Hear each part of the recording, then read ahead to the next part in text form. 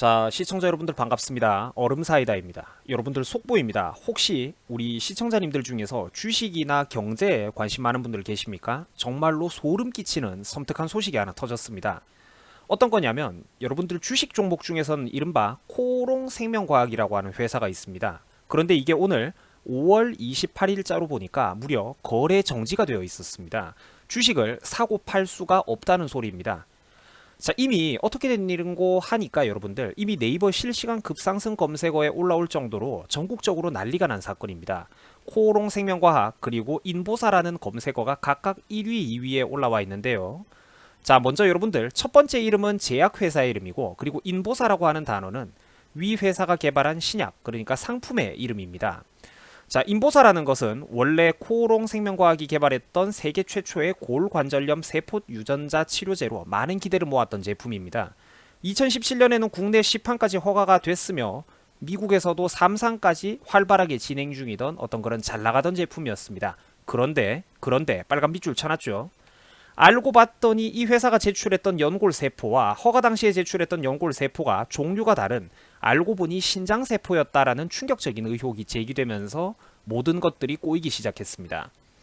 이로 인해서 2019년 3월 31일 놀랍게도 인보사는 유통 및 판매가 중단되어 버렸습니다. 식품안전처 조사에 의하면 놀랍게도 해당 세포는 신장세포로 확인된 것이 맞으며 오히려 악성 종양을 유발시킬 수도 있다는 관측이 나와가지고 전국적인 파문을 일으켰기 때문이죠.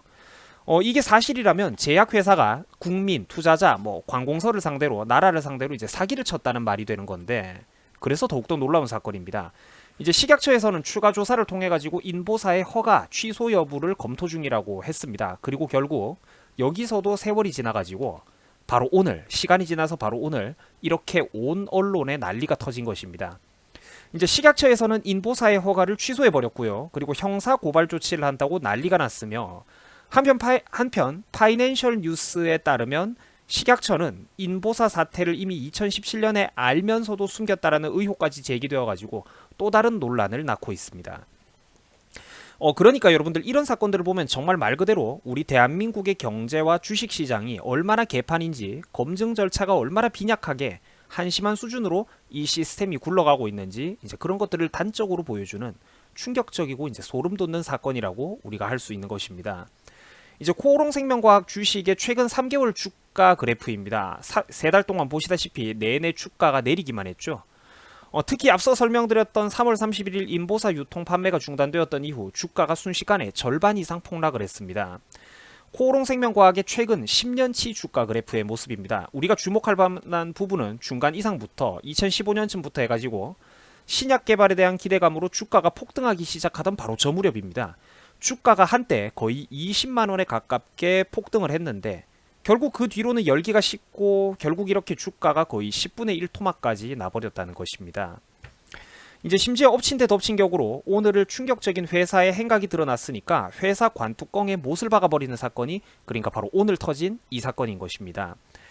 이제 제약회사에서 실수였건 고의였건 간에 결국 약품 검증 과정에서 제출했던 자료에 문제가 있었고, 이로 인해서 식약처가 허가 취소를 하고 형사 고발까지 할 정도면, 그리고 네이버 실시간 검색어에 이렇게 뉴스 토픽에 올라올 정도라면 이미 모든 일은 끝났다고 봐도 과언이 아니라는 것입니다. 그러니까 정말로 주식 투자하셨던 분들만 더럽고 억울하게 꼬인 셈이죠.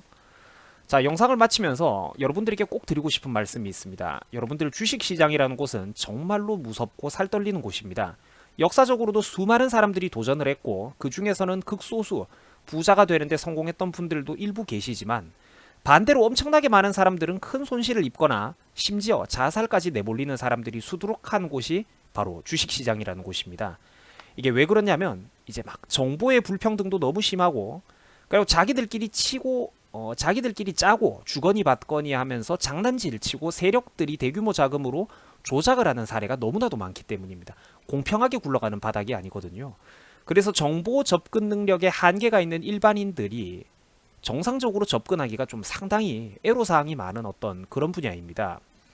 이제 저도 주식 투자를 일부 하고는 있습니다만, 그래서 저 같은 경우에는 큰 틀에서 이제 거시적으로 경제의 흐름을 바라보면서 장기적으로 봤을 때 성장 가능성이 있는 검증된 우량주들 위주로 애초부터 이제 적게 먹을 각오만 하고 그렇게 이제 안전한 보수적인 투자를 하고 있습니다. 이제 단기 급등주라든지 이름 없는 회사 같은 경우에는 솔직히 제3자인 우리들이 그 회사의 실체와 이미지 그리고 정보에 대해서 실질적으로 접근할 수 있는 방법이 사실상 거의 없기 때문이죠.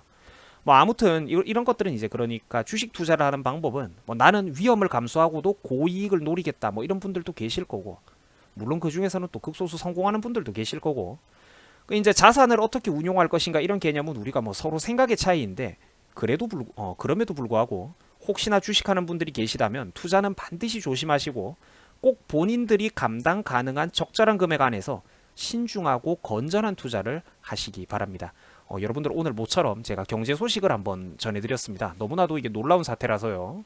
항상 주식 투자할 때는 조심하시고요. 여러분들 수고 많으셨습니다. 고맙습니다.